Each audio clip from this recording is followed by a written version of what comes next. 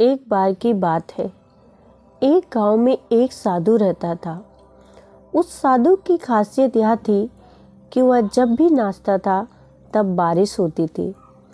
इसीलिए गांव के लोगों को जब भी बारिश की ज़रूरत होती तब वे सभी गांववासी उस साधु के पास जाते और उससे विनती करते कि वह नाचे।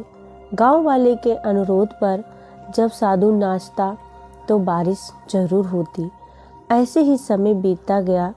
एक दिन 4 लड़के शहर से गांव घूमने आए।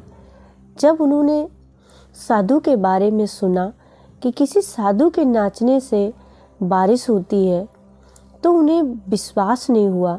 वो बहुत ही आश्चर्यचकित हुए और वे जोर जोर से हंसने लगे, मजाक बनाने लगे।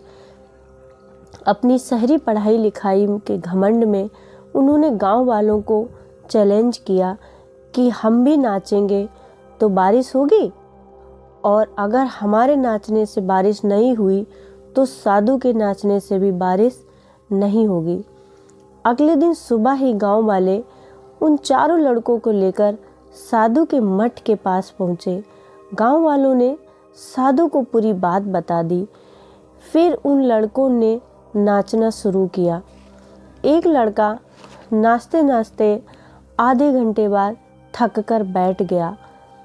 फिर उसके बाद दूसरा लड़का कुछ देर नाचता रहा। 1 घंटे बाद वह भी थक कर बैठ गया। बाकी दोनों लड़कों ने भी नाचना शुरू किया पर बारिश नहीं आई। अब साधु की बारी थी। साधु ने नाचना शुरू किया। 1 घंटा बीत गया पर बारिश नहीं हुई।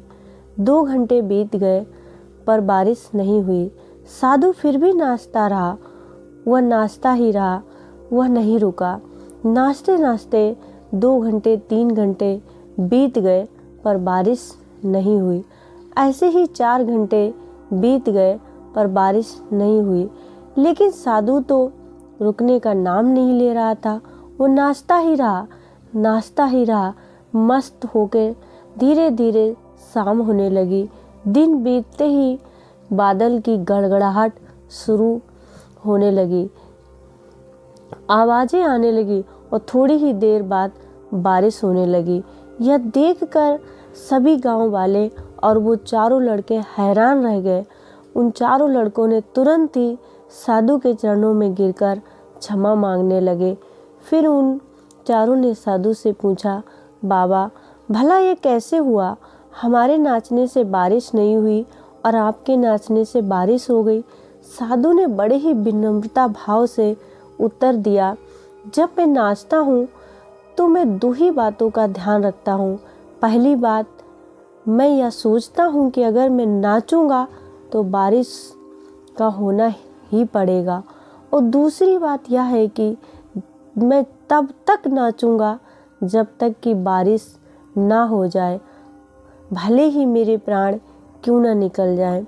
तो दोस्त, यह सीख मिलती है कि जीवन में अगर सफल होना है तो हर परिस्थिति में हमें ऐसे ही दृढ़ निश्चित होकर उस काम को करना पड़ेगा।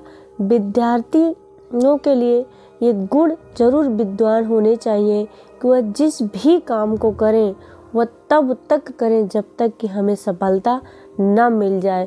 उस साधु की तरह ही हमें अपने लक्ष्य को टारगेट करते हुए ऐसे ही मेहनत करते रहना चाहिए और सफलता तब तक न मिले जब तक हमें नहीं रुकना चाहिए।